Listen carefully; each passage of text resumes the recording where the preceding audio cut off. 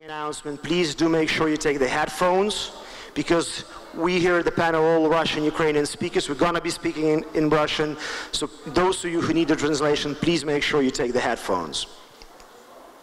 Продолжу по-русски.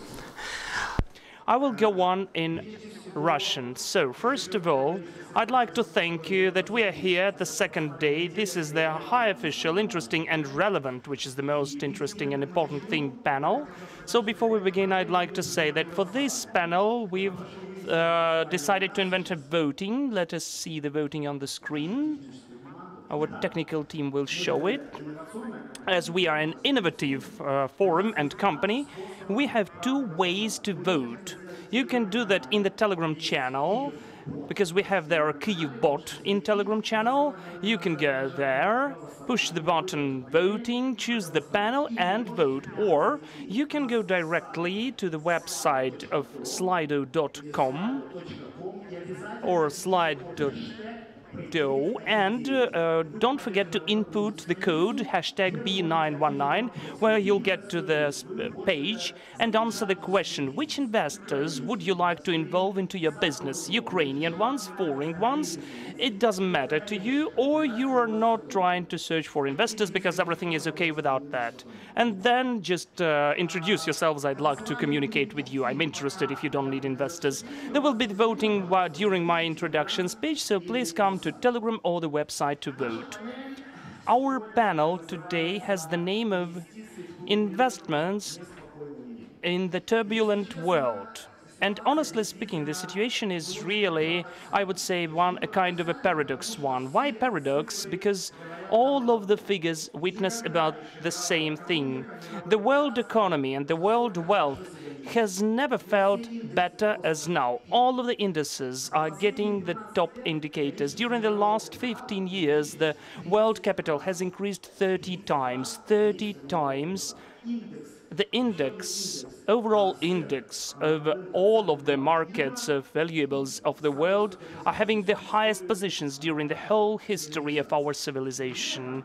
Still, beginning with the 1990, the most important index, that is the rate, the interest rate of the Federal Reserve of the US, is constantly, permanently decreasing.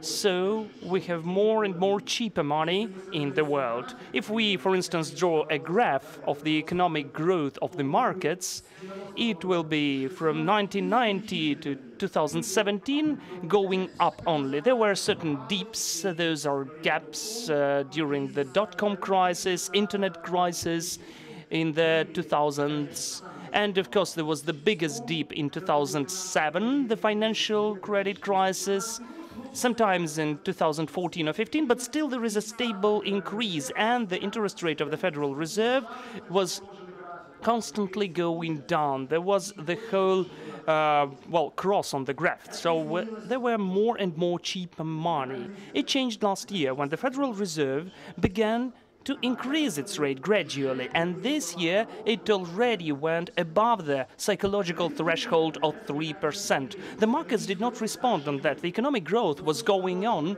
so the things which were mentioned during the plenary session by our speakers, that the last meeting of the World Bank, the IMF, is a bit of worried and concerned that maybe we're having the new bubble emerging, which would either burst or bring to certain recession. And the most important thing, that this growth which we are observing, including the last years, is taking place together with the rather serious geopolitical problems and issues and conflicts which are developing in the Russian-Euro-Atlantic relationship. We are in fact coming to the Cold Era. And from the point of view of the emerging markets, we saw huge consequences. And the increase of the interest rate of the Argentinian bank, because it lost half of the worth of its national currency because of the sanctions in Turkey. We have a very serious devaluation in this important market in the region, and you saw that it was reflected in August and September at our currency, rate and also the equity rate of the National Bank, which increased substantially. So here we have a very serious issue. What does it mean for the emerging markets? From the one point, on the one hand, a huge amount of capital and funds which are not only investing equity but private debt also, they need to put money somehow, otherwise they don't have business, it's not working.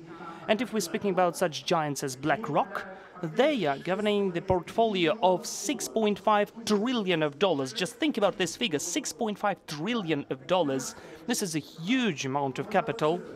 We have to invest it, to allocate it, and still the risks are increasing, the rate is increasing, and the World Bank and the IMF say that you should be more careful and conservative to your investments. I really liked how the moderator of our plenary session, Nick Gowing, said that maybe they're trying to catch value which isn't there,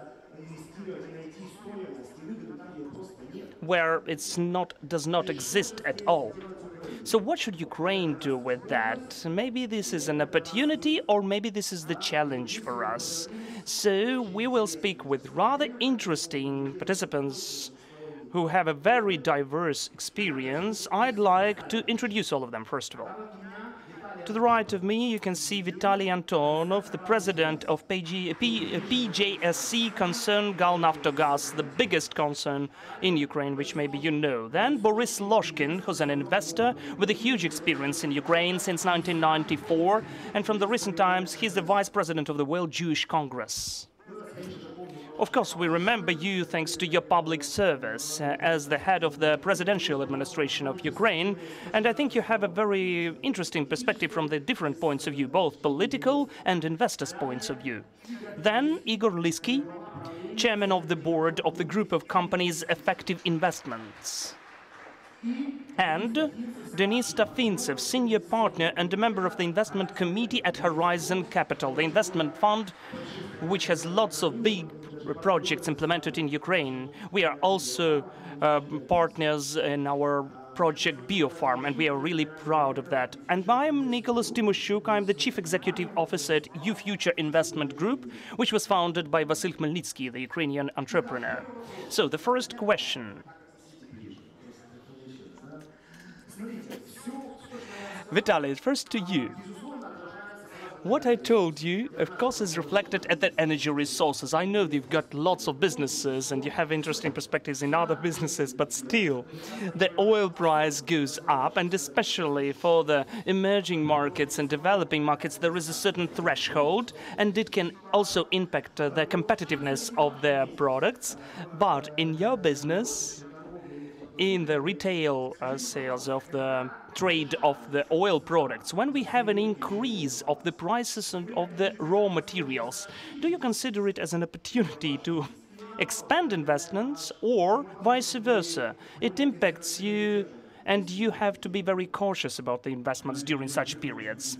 You know, I'd like to dwell upon the previous topic, the previous question you've highlighted. These are global markets, because the oil price is the main for today and is still the main determining factor which influences all of that. What you mentioned about the dollar, its increase or decrease, its inflation, you didn't say about that, but still you meant that.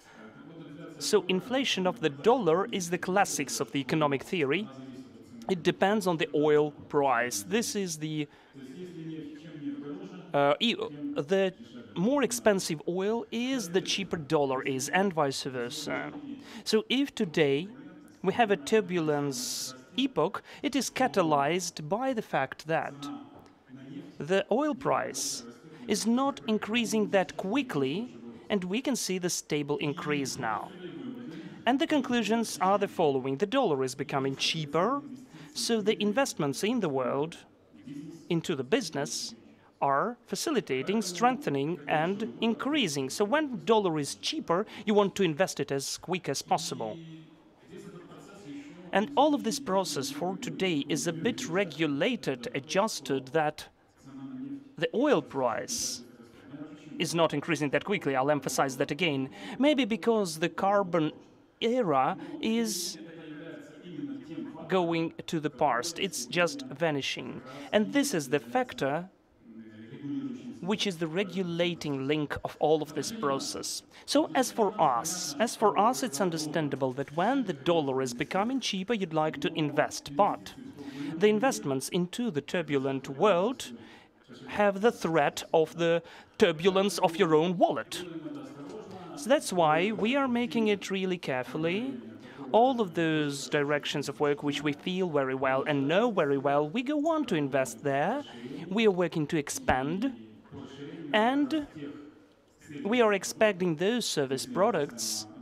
As for our main company, those service products and that quality of services which for today has already been achieved, but still there is something to improve. We are opening new niches, we are opening new markets, and we are foreseeing the requirements of the customers. We would like to guess, to foresee, to forecast, and to satisfy beforehand. I mean, our customers, of course. Thank you. But besides your main business, you've got some other different businesses. So in the current environment, do you see the opportunities to increase the investments in any sector? Yes, of course, all of our businesses for today show the positive dynamics, and we are happy about that. And the positive business which shows positive, profitable dynamics, you want to invest in that. And of course, it's comprehensible that today we don't have that many hard currency for investment. We always recalculate and adjust everything because we do understand that it should be calculated into the main determining cost equivalent, which is dollar. So we are connected with dollar in our mental understanding and perception of the investments and in real one. So of course the Ukrainian market is rather poor market as a market, but still it has lots of opportunities in it. Those opportunities are just in front of us. We just need to know how to take all of this money and which are just in front of us.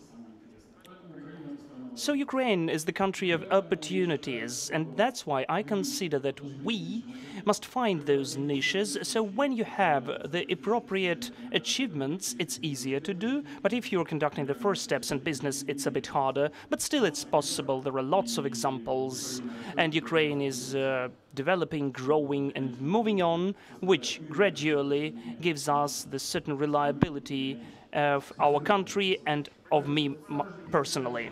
Thank you. Then, Boris, there is the following question to you. You have a huge experience of investments in Ukraine during different times. You've overcome all of the crises I've mentioned, the world crisis. So what should the Ukrainian investor be ready for in the current environment? During the Soviet times, when I began, I thought that we were at the threshold of another new global recession, which will happen in a year or two.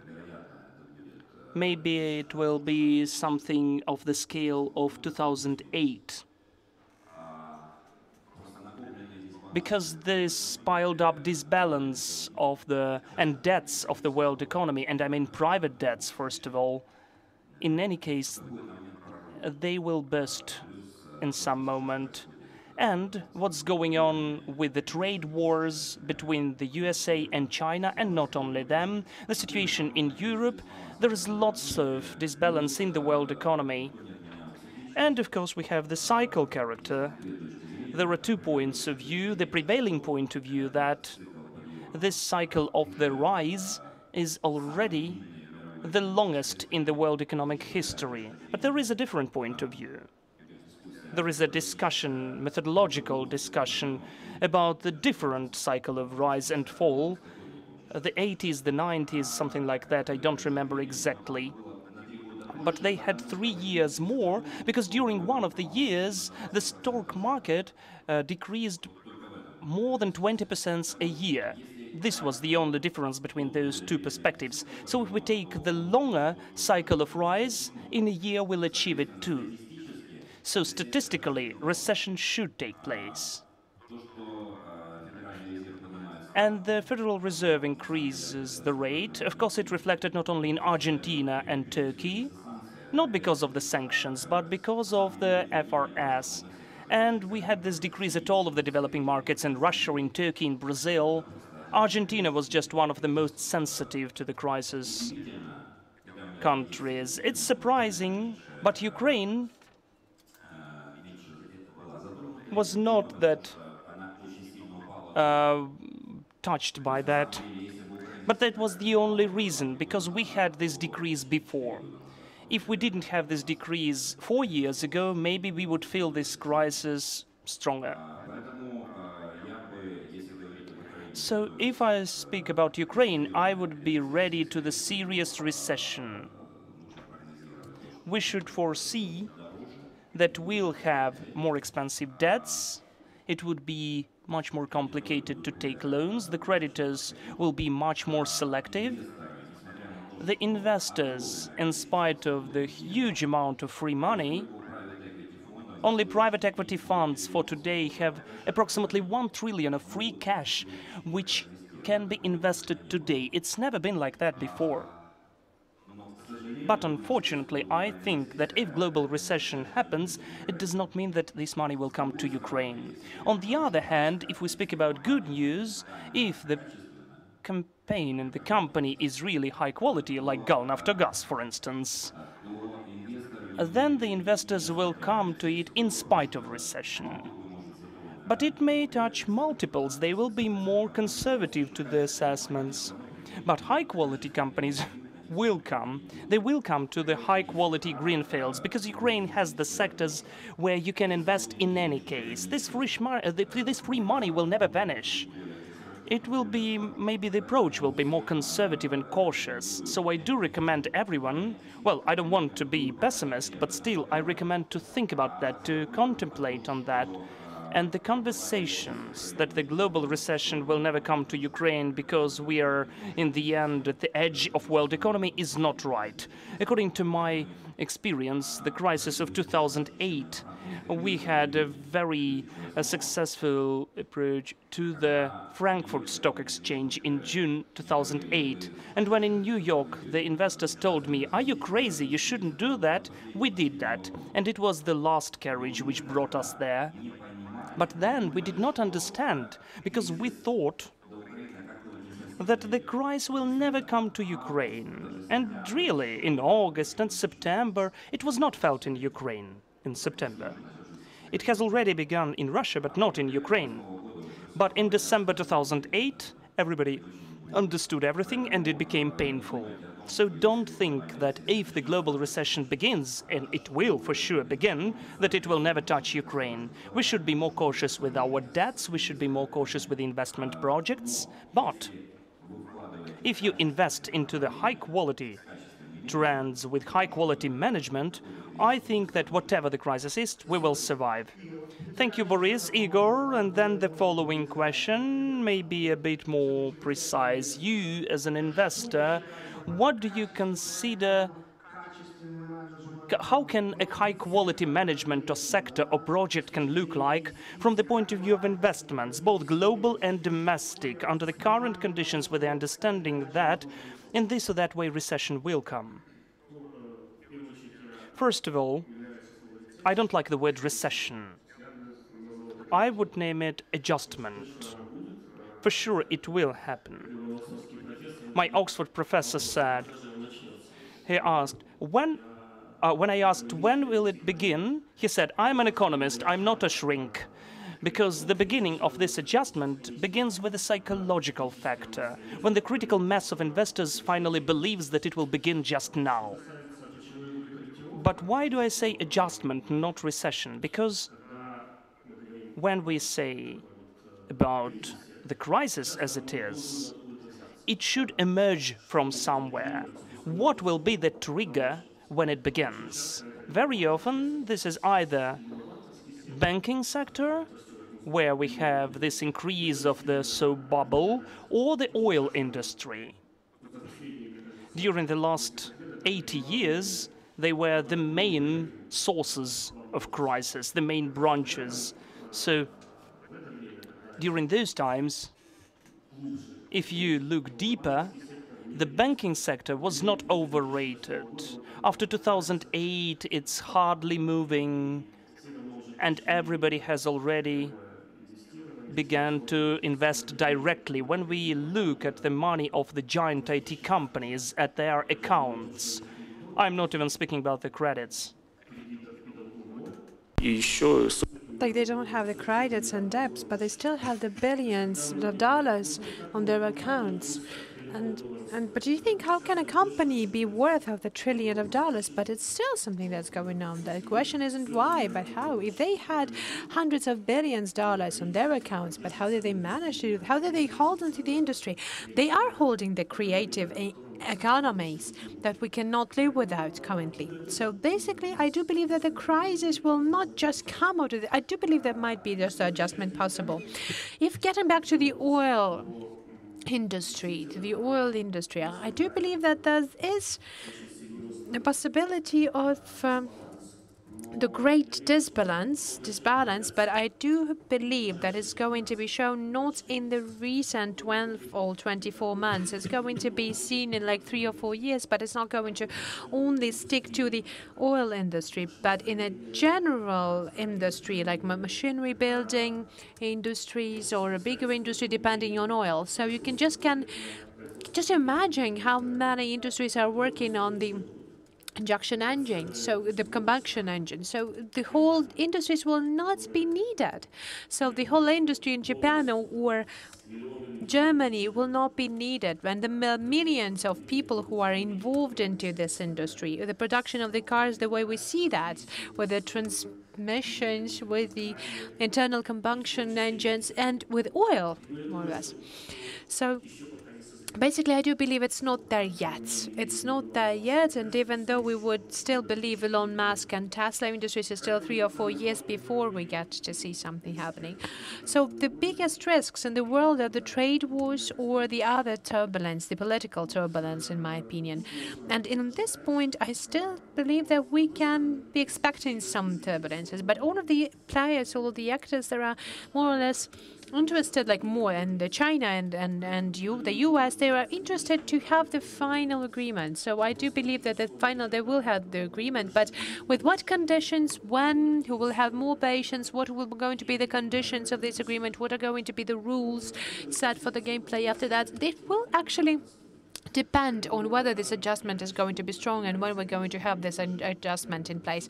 But I would like to maybe change our mindset. It's not going to be the recession, but it's going to be very abrupt and very hard adjustment. And it's definitely going to happen. How it's going to happen, how to get prepared, well, I believe that the recipe is quite easy.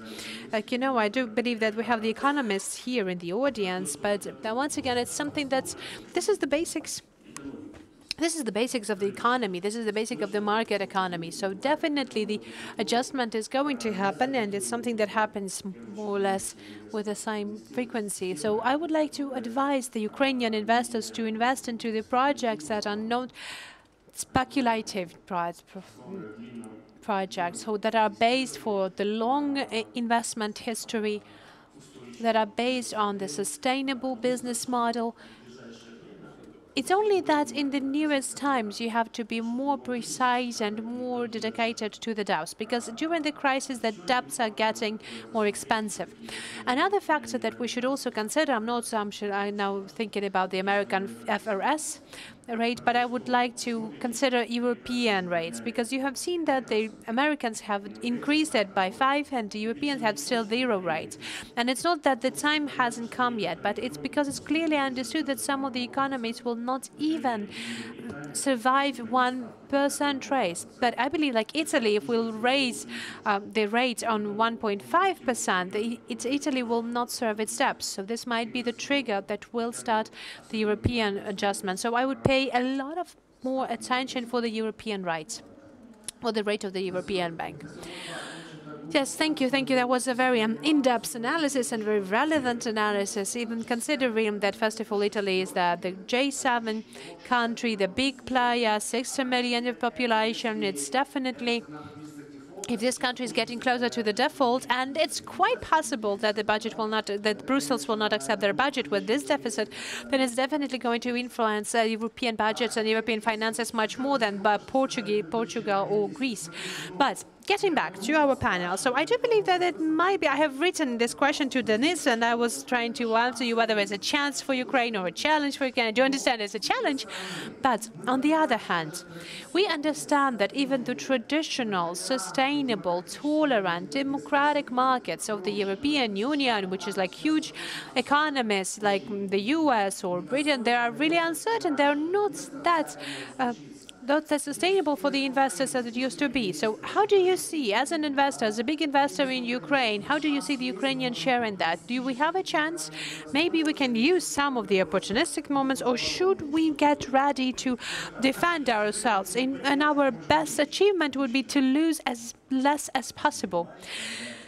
Thank you very much, but I do believe we will give you an opinion of the Horizon Capital, because we managed $700 million for more than 23 years when I invested in Ukraine in different cycles, and we're trying to think about it as a long-term approach for creating the additional value. And I completely agree with what Boris was saying and what Igor was saying. Basically, if you're using this kind of approach, like saying this ideal time, I do believe, I love the quote of the Bill Gates saying that people are overrating the changes that are going to happen in a year or two, and they're underestimating something that will happen in 10 years. And there is a good reason behind it, because our brain evolution of weight has been developed in this way that if we see a danger somewhere in savannah, then you don't have the long-time future. So the main task for the investor and the companies that manage investment, even though there are risks and uncertainties that are in place, they have to influence the evaluation of the equities, and especially they have to be influence your choice between your own assets and your debt and your debts. Another important issue is to try to assess the long-term perspective of the project, and this is something that differs the good investor from all of the other investors. And we're trying to use this approach in our everyday activity, because basically it is really the economists, they have forecasted 9 out of 10 recent recessions. So you have to be greedy when other people are cautious, and you have to be cautious when other people are greedy. So we are active in our investment. We're planning to continue the investments for more than $200 million in Ukraine in the next 3 or 5 years.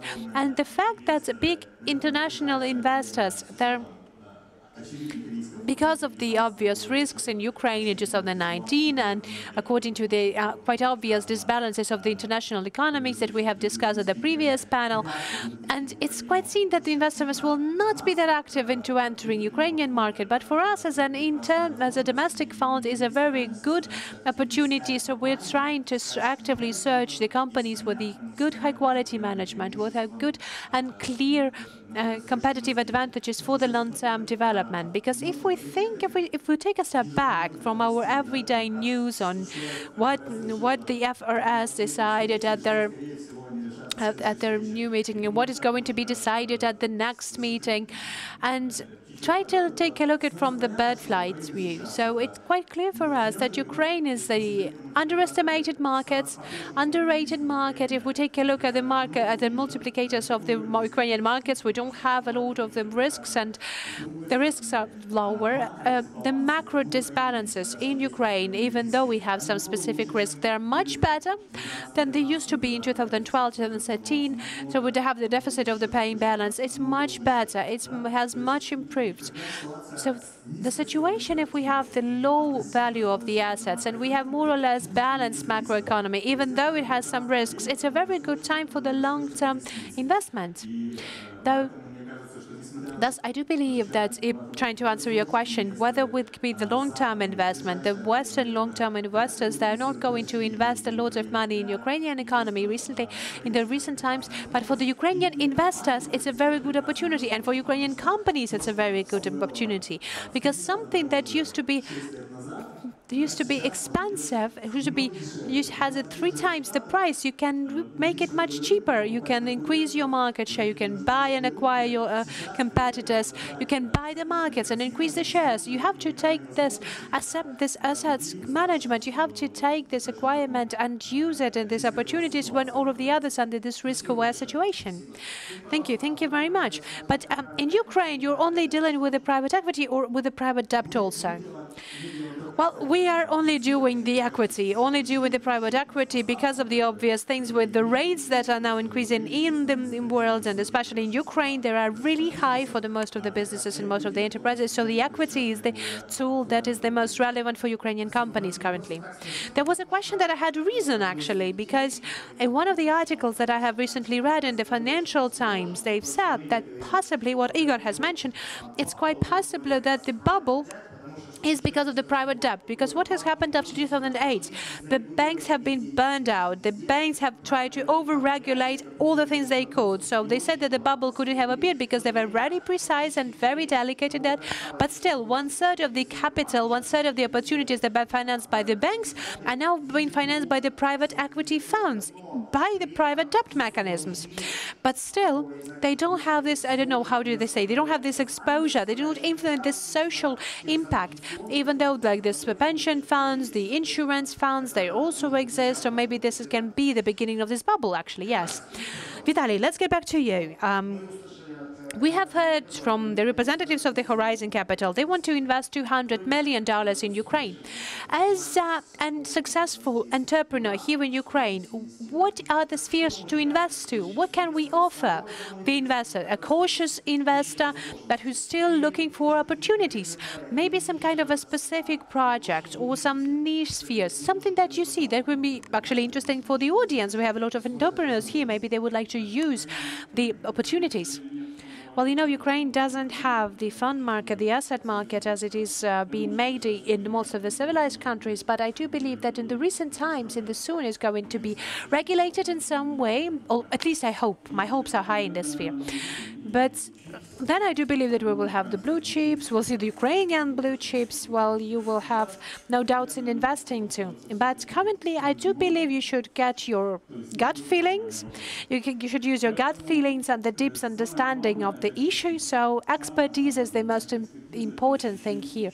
The expertise, the sense, the feeling. So the feeling and the understanding of the business processes. If the money are involved, if potentially money are involved, you have to invest. If you don't see the money in that, you should not invest. But you have to have the in-depth, thorough understanding of the process, of where you're investing. And what my previous speakers have said also, it has to be the clear understanding. It's a long-term perspective. If you know how to play long time, just do it, play, take the risks. And, you know, the long-term perspective of Ukraine, in my understanding, is very, very good. It looks very, very bright. Why? Because currently we have this gap in the market, and maybe fortunately or unfortunately, it depends, this gap is getting deeper, and you have to find this seabed of the investment, and you have to reach it, and you have to find it to get the benefit of this emerging markets as ours is. When you're saying if there is money there involved, so I would just like to be more clear and clarify it. Like, for example, should we more get oriented to the domestic market, understanding the processes here, or should we have more bets on export of services and goods? When I say the money involved, it's already the businesses that already generate some cash flow and money flow. This is already more or less sustainable businesses that need additional finances, or maybe it needs a little bit of the adjusting in the corporate management. I have been just at the previous board on the corporate management, and I see that a lot of those notions of the corporate management that have already been passed by us, and something that we have already processed, let us say, and digested, I do believe that there is quite new for some people in the audience, even though they are very expert audience, and you know this now, the people who are not the first day in the state management or the public offices. So some understanding of the corporate management, some understanding of the process, and plus the thorough, deep, in-depth expertise, they can give you the optimum that what you should use when you're doing the investment. And again, the depths of the income. It's quite understood that the investment are going to be attracted to somewhere where you will get the higher return on investment when you have the in-depth income coming. So I can conclude that, first of all, you have to evaluate the brownfield. So basically already the projects that are already being generating some income, with the help of the corporate management, corporate boards, or additional vision can be get to another level, and there is the perspective in that. Okay, but with your position, Boris, what are the perspectives for the local investors, for the foreign investors? Like, for example, a foundation coming to you, they say, we need 200 million to invest into the emerging market, Turkey, no, Russia, no, Poland, not clear. We want to do that in Ukraine. Tell us what to do that. We will join your investment. Well, first of all, I would like to grant my support to Vitaly that you have to play long term. And if the company has the vision, if the management has the vision, if the owner has the vision of what the company should be in 5, 10, 15 years, and they really think about it, and they really calculate it in their mind, and they're not, just fantasies or just games of the imagination, but they constantly work on that and they improve their expertise in their corporate governance, I do believe that this company is worth investment. The second moment is the sector. If we speak about Ukraine, first of all, it's the exporting sectors. So the agriculture, and we have a lot of opportunities in this sector, starting from the very basic rent of the land and growing something depending on the territory and the region, and ending up with a more complicated issue like production of some kind of a high technological products to improve the effectiveness of the agricultural producers. Then, again, this is the exploration of the fossils, the gas exploration, first of all. It's kind of a specific sector for Ukraine, by quite income generating. And then, based on the highest green tariff in Ukraine, that's energy generation, so investment into solar energy, wind energy are absolutely risk-free. They don't provide you with a mega result, but on the European understanding and American understanding, it will give you around like 18–21% of annual income, of annual return that you can actually receive in the renewables. Another point, like it's not according to the list of the importance, I want to list it out. So IT, everything that's connected from the IT, starting from the development and ending up with working with the specific software products. And in Ukraine, there's a huge field of opportunities. We have educated population, we have the cheap level of life, and thus we have very good fundamental physics and mathematics in place. So we have a lot of opportunities. So I think that I would pay attention to these sectors, even though it's not the full list. And I believe that the domestic markets in many different sectors is also a very interesting issue for us. Whatever we say, there are 40 million of people who consume, and they're not going to disappear even in the crisis. But you have to be more precise in targeting your audience and targeting your service and goods. So, yeah. Okay, but there is another important issue raised, and thank you very much for being that precise. But let us say it honestly, we have this more or less the same vision in the sectors. But what we see, all of these sectors, all of these segments, so we invest, UDP Renewables is investment into the renewables, so we got the Acciona company, we had the president of Acciona in our plenary session, so they have almost 10 gigawatts of energy in their management of renewable energy sources. What do we see? All of this project, the solar energy, renewable energy overall, is those projects are those processing capacities that not are just going to make flour or not going to just make the oils out of sunflowers. So they're going to have all of this, like for example, sugar replacing syrup. So we're only speaking about almost like the chemistry industry. So the capex for all of these projects are going to be dozens, hundreds, millions of dollars. Well, what we see, so 1 megawatt is $1 million. But if you want to have 100 megawatts in 5 years, you have to have $100 million invested. Then all of the projects that we see in the processing sector, 30, 50, 70, $100 million. The project investment, I do believe that it's only the EBRD that provides the project investment, not any single international bank. It does not give us that much. There is one international bank that boasted that they have managed to have the credit from $5 to $8 million to increase the credit rate for Ukraine. But, we are really capital restrained country. We don't have the access to the free capital in order to create those high-scale projects in those sectors.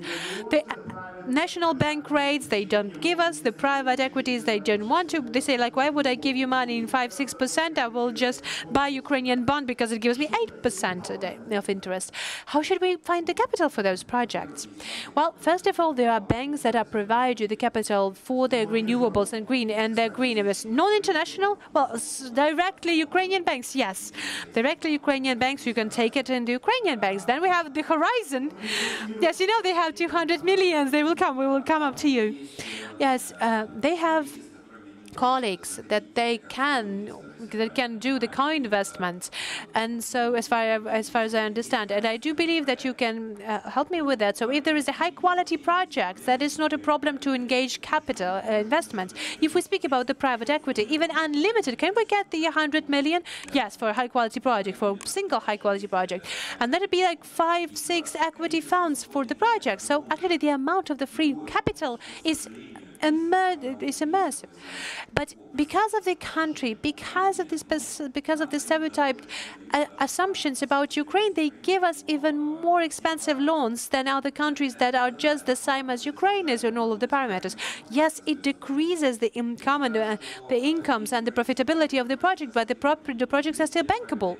And we have this international investment banks, we have private equity, we have family offices, we have Ukrainian businessmen, we have non-resident businessmen who are entering the shares of the project. We have another project, if we speak on Ukraine, we don't have high-quality project in place. So if we speak today not about 2 billion, but about 200 millions, because they will never be able to invest those billions, not because they're working in a proper way, but because they don't have enough of projects, right? Do you agree? So the project seems to be nice, but still they don't have corporate governance. It may be nice, but it's not transparent. It may be nice, but they don't have a long-term strategy. They don't have the vision, and the management is weak. And it happens all the time, unfortunately, for today. If we take several billion and invest in Ukraine, it's just impossible, because there's no place to invest into. There is no stock market, as Vitaly is saying. Just try to find liquid tools of Ukraine. There is only a dozen of them. To buy for $100 million, this is a very non-trivial task. You will never do that at one night. You will need several weeks to gather that from the whole world. Yes, this is an issue. And by the way, as for the market, this is a serious opportunity about Ukraine to make what the Polish people did and to make Ukraine a regional financial center. Well, of course, it will not happen tomorrow, but in 5, 7, 8 years, it is totally implementable. So when we speak about the real capital market, equity market, we'll have more of liquidity, because liquidity doesn't have the place to come to. I will conclude, it's okay, everything is nice, we have money, right? Okay. Igor, would you tell me, as for our competitiveness in Ukraine under these conditions, where do you see this competitiveness? If you, for instance, pitch us to the international and foreign investors. Yes, the situation is complicated. Yes, there are certain restrictions Vitaly and Boris were speaking about, but still, if you invest here and now, you will get this and that nice profitability and growth. Do you have such examples? Because your vision would be really useful for us. Well, I will speak for the whole Ukrainian business now, because it seems that everything is okay, but we have the lack of projects, right? So I'll try to be a bit more optimistic as for Ukrainian entrepreneurship and business. So I will begin with the following. I think that the most important what Ukraine lacks and Ukraine business lacks is ambitions. Very often we do not believe in ourselves. When lots of entrepreneurs come to me and they want to be not that big, I want to tell them, if you don't believe in yourselves, how can you persuade anyone to arrive to the edge of the world and to invest their own money? Not some virtual funds, though it always seems to us that this is the money which is somewhere, and whoever the first one is, he will be the one who takes them. So we shouldn't seem, we should be, we should exist, we should be ambitious and believe in ourselves, and we should know how to implement bigger projects which can be seen at the global market, not just at the domestic market. And when we try to persuade the foreigners that we can do something, those projects have to be ambitious and seen from the international perspective. That is why I apply for everything. And I think that our company, with its own example, tries to prove that Ukraine can have ambitious projects, Ukraine can export, Ukraine can find its place in the world economy. Because so far, everything what we are speaking in Ukraine is agriculture, still at the level of only growing and exporting of commodities. Well, of course, the maximum what's interesting is the infrastructure to take out those commodities and the money into trading, into the agricultural equipment as the market. I think that this is the road to nowhere. And we must invest as much as possible and to find the projects and to offer to those who can bring the agricultural to the new level with the new value added. And of course, it's highly desirable with their own brand. Because you just spoke about the sunflower oil, because we are proud of that. Every Minister of Economy is going there and says that we are producers of sunflower oil #1. Honestly speaking, I'm offended by that. If we are #1, we don't have a single Ukrainian brand of sunflower oil at the world market.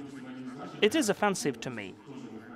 And as for one of our projects, for instance, we are in a top 5 producers of honey.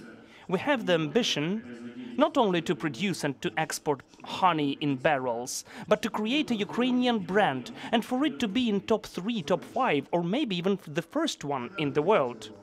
And for it to be even popular in the market. What does not let us do that? Because we don't believe in ourselves. We don't believe that we can create the brand. Yes, there are certain problems, how to have this access to the market, to the network. No one is waiting for us there because there are their own producers of honey. And the German producer even says, we are the 3rd generation of 60% of German honey market. Okay, I said, and we are doing that for the 2nd year, so let's see what will happen in 10 or 20 years. I think that this is the lack of ambitions, the lack of the faith in ourselves, that we cannot look at our projects from the point of view of the foreign investor. This is what's inside our mentality, what I do believe, what needs to be invested in, besides the energy sector. Because it will rule the world. The energy production during the next 20 years, we need to increase it at least 5 times in the whole world. And whoever has the most efficient energy sector, he will have the first base. Secondly, infrastructure, what's just on the surface for Ukraine. It's a must-have for Ukraine. And further on, I believe in certain points of growth. If we speak about agriculture, it has to be added economy, innovative economy. It has to be something new, some final product to be done from the raw material in any sphere. The processing, the packaging, the chemistry, the equipment, the geopositioning, through the satellites, through the drones. All of that can be done with a certain software. And when we begin with similarly agriculture only, which is a Ukrainian brand already, then we achieve the next level, the level of the innovative economy, what begins to move all the rest branches, which allows our brand, Ukrainian brand, to add all the rest there. How can we issue the aerospace industry in Ukraine? Why don't we position every meter through the satellites to launch the first Ukrainian satellite, to invest it in the Ukrainian sector, and then just to sell the technology, not the wheat, but the technology, and to be leaders in that. Maybe I'm taking too much of your time. I'd like to tell you a short story about the lack of ambitions. We have the Zhytomyr cardboard combinate, which took part in the tender. The company in France was closing, in Champagne, in the center of the wine production, which creates packaging for the most elite champagnes, for Dom Perignon or Clicquot, which is very French. And the company was just going bankrupt. It was closing in France, so two world leaders were taking part in the tender procedures. And this small Zhytomyr company just won the tender. Well, maybe it should go to the scrap metal, everybody thought. But they equipped it from France, and last week they began production in Zhytomyr. Just imagine, the Ukrainian company from Zhytomyr is an exclusive, only company in the world for the packaging for Dom Perignon, Veuve Clicquot, for the whole Champagne province. And when they tell me that it's impossible, I just tell them, believe in yourselves. Try to know how to... I think it deserves for a round of applause. Thank you. Thank you so much, Igor. Well, in fact, such success stories, precise stories, is what's needed here to advertise here. I really agree with you. Denise, would you please tell me, when you gather, or maybe you have additional means for investments in Ukraine, where will you invest into? Which sectors will you offer for the investors? And by the way, I know that partly you are already in the technological sector. Are you trying to have the venture, well, VC, which will take the niche of seed investment, some micro investments when the certain team of Unit City students needs $100,000 to test their hypothesis? And just to improve Igor's words, from the point of view of high technologies in the agrarian sector, the recent approval to that is the story in Unit City. The latest resident, whom we announced, was the Syngenta company, which is associated with the agrarian chemical complex, which opens the software complex at the Unit City. This program has the same attitude to the technological sector as its profile activities. So where should we invest money into? I totally agree with what was just mentioned by my colleagues before. We like the export sectors. Our main sectors is the agriculture and lots of processing and value added, which was mentioned by Igor. This is our main focus. I think that we are one of the biggest investors of IT in the region. We've invested more than $100 million into IT, and we have lots of successful projects. I asked about the venture capital. I asked about the certain project. Maybe you have any projects. From the point of view of those sectors, I totally agree with what Boris and Igor said, that the projects which are really ambitious are not that numerous, even in the world, and especially in Ukraine. So our task is to find those best projects with the most ambitious owners and managers and to help them develop these businesses. Because as it's known, the best way to create future is to foresee future is to create future and to help fund it. So that's what we are doing now. This is the perfect time for Ukraine, when the valuation of the company was higher than it's now, but still, when you are trying to escape the bear with your friend, you should be quicker than your friend is, whatever the speed of the bear is. So this is the right time for the projects, because you've mentioned Biofarm, where we are investing into. Let's take a look at Rosetka company. I think it's an incredible company, and it's an internal domestic market. We are speaking only about export branches, but we should create domestic markets. Rosetka company, which has a fantastic entrepreneur who's created this business from scratch. And now there are more than 2 million visitors every day at their website. This is 10 times more than altogether the whole traffic in the biggest 10 malls of Ukraine. In the 10 biggest malls of Ukraine. Just one website of Rosetka. And yesterday, the representatives of BlaBlaCar told us that they have more than 3 million subscribers and users of their service in Ukraine. Yes, this is the domestic market, which is growing really quickly in spite of the devaluation.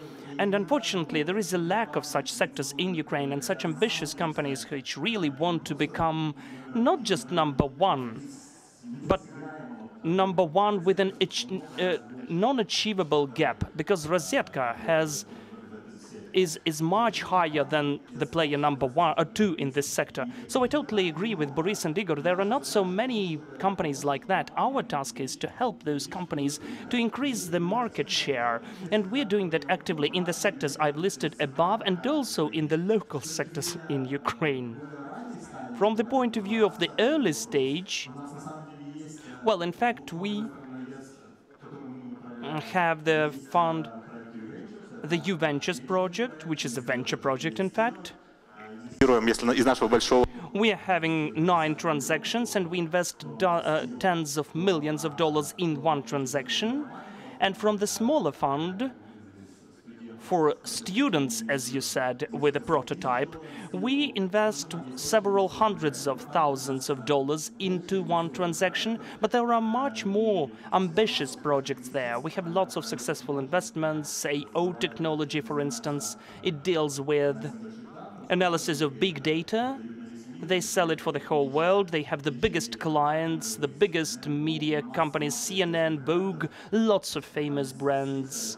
And 6O company is the cloud computing company, Cloud Technologies, and we invested with one of the best funds of the Silicon Valley. We're looking there too, and of course, undoubtedly, they have the huge potential for the investors. Why? Because the amount of money in Ukraine is not that substantial, unfortunately, so far, and only the best projects get this money. They can speed up and catch up with their competitors in the world. And just recently, in September or in the beginning of October, we had the first Ukrainian unicorn with the Ukrainian founders, with the estimates of more than $1 billion. So before we begin the second part of our panel, I'd like to ask to show the results of our voting, because we've got the voting in the beginning. Which investors would you like to involve in your business? The foreign ones? No difference. Ukrainian? I'm not searching for investors. As for the foreign ones, it's obvious. The majority is obvious. Well, my speech was not that strong, maybe. I like this tendency of rather pragmatic people. There is no point, people say. 33% of people say that there is no point, and 14% of them want to involve Ukrainian ones, and 8% don't try to search for any investors. This is also a symptom. Thank you to those who voted. And by the way, I'd like to mention one more pleasant and surprising thing for me. When we communicated with our panelists before the beginning, I said that maybe there will be not enough of people and people will never be active. We'll discuss more questions at the stage and a bit fewer from the audience. No, the panelists said, we want to have direct communication with the audience. So let us begin the Q&A session. Now we have 2 options to do that. The checked one, raise your hand and you will have the mic, but I will make it one by one, because we have the KIEF bot in the Telegram Messenger. Take out your smartphones. You should join KIEF bot and try to find that. The only one is highly desirable. Please try to formulate the question to someone precisely and try to be as short as possible. The same as for the microphone. Try to introduce yourself, tell us where you're from, which company you're representing, and we want to get as much questions as possible. Let's begin with the classical way. The audience, who are the assistants. So please, would you give the microphone to this man? Good afternoon. My name is Vladimir Vasyuk, research consulting in the industrial branch. This is nice that we have the common understanding that Ukraine is a new Klondike and the value added, which is the new wealth. But It seems to me Mr. Igor Liski has already mentioned that yes, we've got finance. Why shouldn't we invest into brands? The company which produces oil, one of the biggest ones, sunflower oil, earns a lot. But they have the Swiss market, not the brand. One more example, our mining company, the biggest aqua park in Turkey, has investments from it. So we have a very serious psychological paradigm. The successful people are living in the paradigm when they earn in Ukraine, but they invest into the assets abroad. So we have to change this, shift this psychological paradigm. So how can we change this attitude towards Ukraine, not to take all of the assets from Ukraine, but to invest it here in the processing? Thank you. I've got a very simple answer. That it depends on the education, the level of the education for the society and the prestige level of the very enterprise for the entrepreneur to be feeling themselves as the hero, because in the US it is available. That's why they have Elon Musk, that's why they have Warren Buffett. They are the national heroes there.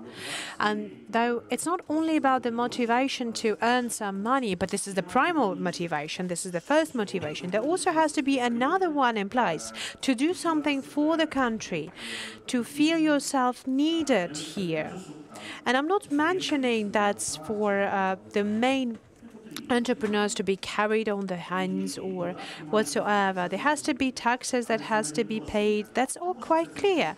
But the general treatment, maybe there's some kind of the post-Soviet part of it, that all of the entrepreneurs, there's someone who have stolen something or they have taken something out of the budget. This is like the very outdated understanding. Then this is something that has to be trained in the society. You have to educate your society. And another story that's might be interesting with Gary Jacobs, I've just talked with Gary Jacobs about it. We have a small deformation in our education. That's, this is a paradox. We have quite good technical education, professional education, and our alumni are really needed from all over the world. They're going to Poland, go to Poland by millions, and they are really, really, really evaluated there and appreciated there. But what is the problem? Why are they so active? Why are they successful abroad? So why they cannot find the self-actualization from themselves in our countries? But I believe that there's something that has to be someone who pay taxes, someone who pays taxes and creates jobs. Those people have to be Ukrainian heroes. Like, just for example, to get back to the main point, who can just recall one entrepreneur, one Ukrainian entrepreneur for you to say, wow, we have that, and that. I can't even recall the names. Like, for example, wow, look at this. We have here, like, the whole panel here is about those people. Yeah, but, in our circle here, we can say that we have all our success and achievements, but we know each other personally. But then again, just to ask an average person on the street, like, for example, who you believe is the Ukrainian entrepreneur of the level of Elon Musk's level in Ukraine. And I do believe that 90% of the people either will recall some oligarchs who are they're just all the same. But I mean, like, the real entrepreneur, and this is a problem. But the other problem, getting back to the notion of education, that's what we produce. We produce workers. They don't have the skills. They're not entrepreneurs. They don't know how the skills, how this education, how to create, how to turn it into the project, and this thing about creating something new and about working in team, because we're all individualists. We know how to work alone, but we cannot create effective teams. And why do I have strong faith in the young people? Because they have this burst of it. They're starting to collaborate. They're starting to work in teams. They are not afraid to fail. And this is one of our skills, one of the stories, the one that's in the Silicon Valley. This is number one. You not to be afraid of fail. You don't have to be afraid to fail. But in our case, like, oh, what will I do? What will I create if I'll fail? I'll fail anyway. And so you have to be more ambitious. You have to have more faith in yourself.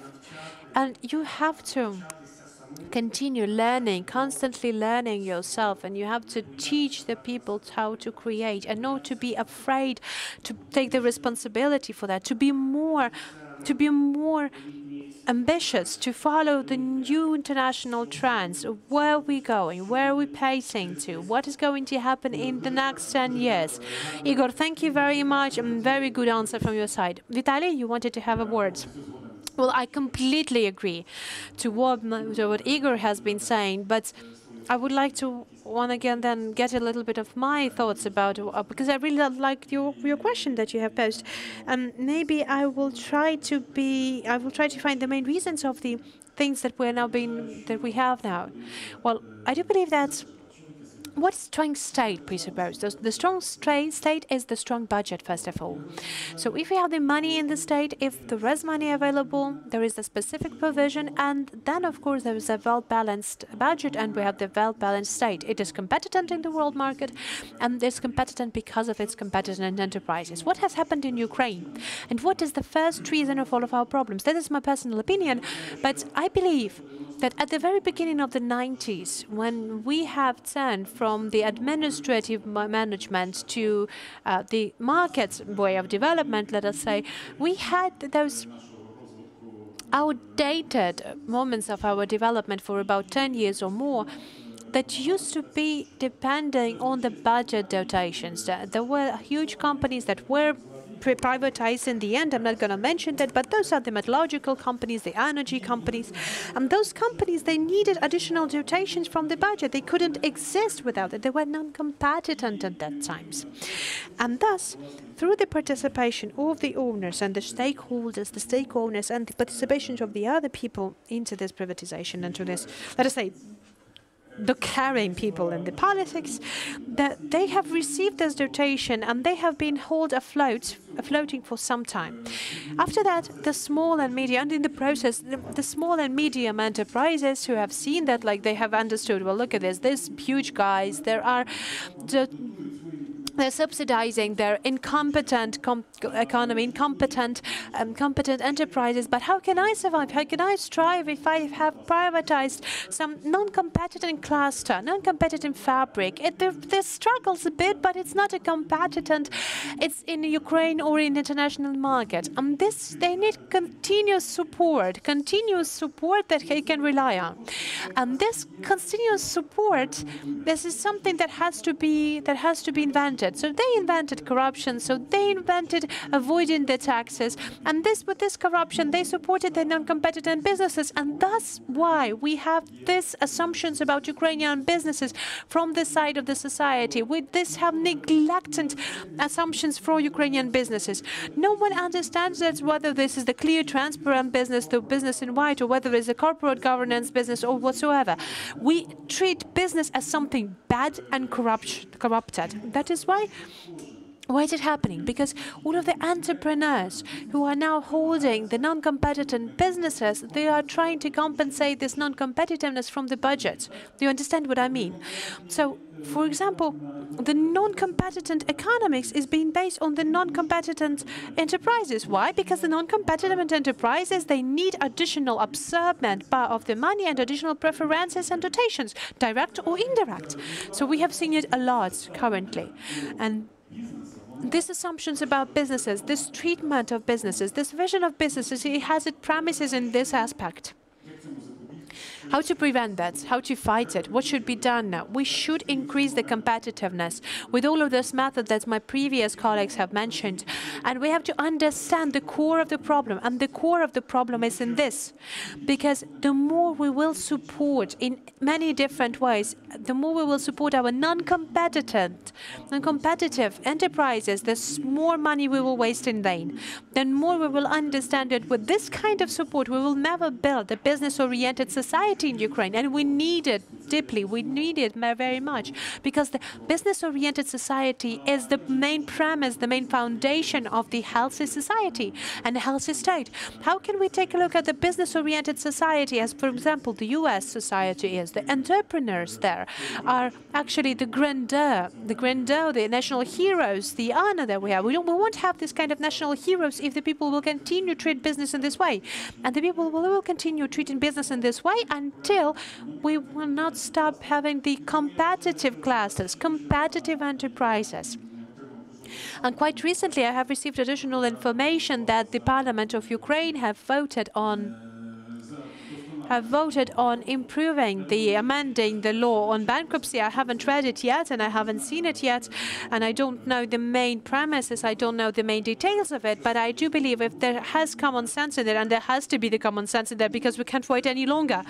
So it will, if they have some good common sense there, it will increase the competitiveness of Ukrainian enterprises and the competitiveness of Ukraine. And as soon as we will have the competitiveness, then the people who have some money in Ukraine, they will actually invest the money there in Ukraine back because they will know that they're investing into the competitive country, into competitive enterprises. And there's no, I'm not offending, I'm not dragging the entrepreneurs or enterprises. Thank you very much. Thank you very much, Vitaly. So, okay, we have a lot of questions in our chat bots, but I would like to turn to other. Boris, there is a question to you. Is there a sense to invest into the media sector in Ukraine, or it's already exaggerated? Saturated. I do believe there's no sense. Like, no, not saturated or no sense to invest. No, if we speak about serious money, I don't mean like a small project, but if we speak about the serious money, unless you're going to be creating content in many different ways, but I do believe that the content creation is one of the possible opportunities of Ukraine. And there was the question on the processing industry. Take a look at the Israel experience. Israel make money. They make money out of nothing, literally. Currently, Israel is the biggest producer, for example, for the television series format. Like Homeland is an Israeli television and series format. And I have talked to one of the big Israeli entrepreneur. They have interesting project. They started to make water out of air. Like really, like condensating, really. They need electricity, of course, to condensate, but work with a generator in the desert. Like, okay, they cannot create it, they cannot make water if there is a specific level of humidity. But then again, in almost all of the regions of the water, so the Israeli are already making water out of air. So basically, the sphere of the high technologies, I'm not only mentioning the IT, but the high technology sphere is very diverse currently, and Ukraine has a lot of potential in this sphere. And for example, the content making, not only for Ukraine, but for the worldwide scene. For example, why won't we make the Ukrainian-made cartoons, but like, for example, for China? Like, for example, like you're doing packaging for Dom Perignon and the French champagne, like, and the, by the way, we're investing into one of the animation studio for 3 years already, yes. Yeah, wow, cool. Thank you very much. But speaking of the Israeli experience, I want to tell it also that's phenomenal. They're not only exporting fruits and vegetables, but they export flowers. So the technologies they use are phenomenal. But another question. But by the way, fish. I have just learned that we have a special enterprise, the fish processing enterprise in Ukraine that processes the fish and exports it to Japan. Imagine that! I have nothing to say. I can't say that. I should tell you about the animation studios, please. Just a word. Okay, because you know it was a bad thing to remind me about it. But just 1 minute. Why should I have to say? I completely agree with the content thing because usually Ukraine is being treated as an agricultural country, metallurgy country, energy. But it's like I have a question. What do you do in Kiev? Like what's to do in Kiev? What to do in Kiev? Like, okay, we have 4 or 5 millions of people here. What do the young people do there? Of course they will live. Of course they will live the country, the people who live in this country. I believe when we're speaking about the future of the Ukrainian cities, when we're speaking about Ukraine's place in the creative economies, for example, in the creating the sounds, creating the content, when it is really important to have the creativity that we have. 30 seconds. So, like for example, how can we win? Like how can we win? And it's not only for us to produce the software, but for us to produce the content. That is why for the 3 years we've been investing to the animation studio, and this. No, you cannot. You cannot occupy mic, please. I cannot. I cannot occupy mic. And this is the whole industry where the creative people, composers, animators, designers will have this spot, and they will have this place in Kiev. And they will not have to leave to the Silicon Valley, to Germany, to France, or whatever. You can create it somewhere here. Just a small comment that I have about the question that you've had: Ukrainian money, non-Ukrainian money, foreign investments. Actually, you should invest. You should attract smart money that would give you the added value for your company, for your money. They can be Ukrainian, they can be foreign, they can be whatever. So the geographical region is secondary. The first thing that has to be important for you is smart. But okay, another question from our bots.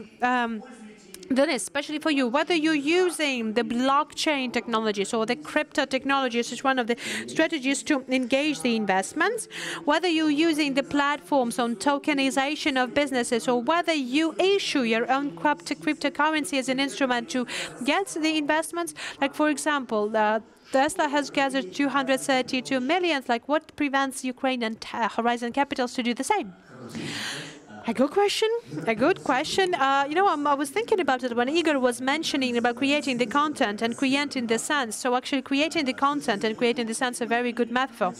But speaking of blockchains and ICO, we do not do ICO. We don't have our own cryptocurrencies. Well, nothing stops us from that. But well, we believe, the focus is power, and, the focus is power. So we're doing what we do, what we're good at. So we're investment, and we are the managers of the 4 equity funds, and we invest in the new Ukrainian economy for more than 24 years already. And we are doing the traditional investment into the fast-growing companies, with the visionary and entrepreneurs, and with really good management, very good boards. This is something that we do, and this is the type of our investment. So how do we do it? We do the private equity, the direct private equity investment. So if it's interesting, then we can discuss it privately, in my opinions of the blockchain. But my personal opinion on the blockchain, because, I have lived in the Silicon Valley for a couple of years, and a lot of my friends are doing the ICO with big amounts of money. That's an interesting topic, but it's slightly not what we're doing. So for us, it will take 200 million quite longer than for the 30 minutes. Okay, just a minute for the one who occupied the microphone. But I really like the initiative, but just don't do that anymore. I was just very close to the microphone. So we have said that there is the possibility to invest into infrastructure, into Ukrainian infrastructure, and in transport panel, there was a very serious discussion about it. So can you please tell us, the PPP projects in transport infrastructure were mostly controlled by the public-owned enterprises, whether it is very prospective, whether they are in line with the investment to the market business. Who would you like to address this question to? Denise, maybe. Okay. I guess I don't know whether I will just, if the colleagues have something to say, no, but because we're not investing into this kind of infrastructural projects. So we're not investing into the infrastructure. So maybe my colleagues have an opinion, because I know I'm under NDA. But it's mostly to you, no? Have you ever thought about investing into infrastructure? Well, we're already investing into infrastructure. We are part of the infrastructure of Ukraine, and we're investing into infrastructure of Ukraine. And we do understand that infrastructure is a very interesting and relevant topic. But what kind of infrastructure? We have to have competitive infrastructure, because in our market we have a lot of non-competitive examples. Like, for example, we were one of the first people who have built the, let us say, really competitive gas station in Ukraine. It wasn't just a gas station in Ukraine. I might be speaking into something quite banal, but it provided the biggest complex of the services. So it was more than 20 years ago. So we had the first filling station that included all of the needed services that were needed in the West also. So we've got bigger in this time, and currently it's not about the fueling segment in our infrastructure. The fueling segment in our infrastructure brings us more than 20% of EBITDA. So it is currently growth, and in the West, this indicator is more than 30%, and is still it still increases. Thus, when we invest into infrastructure, I do believe that we should follow the main determinant. We should follow the main interactive moment in the infrastructure. We should not only think about the income, don't only think about EBITDA, but for something that gives us the long-term income, what the customer needs in the long-term perspective, and I do believe this is the best strategy. You wanted to comment? No. I can comment. I can add upon this because basically the main subject in the infrastructure is the state. Thus, as soon as this banal thing will be clear, will be clarified, when we're going to build all of the mechanisms in the right way, it will be good, because the infrastructure is very clear and good return. Like, for example, you help to renovate the roads, and the state of Ukraine will save billions of dollars because of the increase of its competitiveness, like train connection, the port infrastructure, the terminals. Well, I believe it's not something that should be discussed already. There's something that should already just be done, and that's it. So when you're making policy, you're creating the environment, you're creating the conditions. This is a very clear and understandable businesses with no risks. So just create the fair play. That's it. Okay, dearest colleagues, I believe that I have the best question from Anna to the panelists. It's a very blitz question because we're out of time. We're just 1 minute left. So we've all discussing the global trends. You're all the successful people, all successful investors, all the visionaries. But a best question, like, okay, don't be ashamed to fail. That's something that we mentioned. So just quick question. The example of the bad investment in Ukraine, in your opinion, and why did it happen? Vitaly, well, we had this experience. We wanted to invest into the diapers production. Like, why it wasn't successful? Yeah, diapers, not the pumper diapers. But, well, Pampers company, it still said Pampers, but we are left with, so the brand won and the diapers lost. Okay, that's clear, thank you.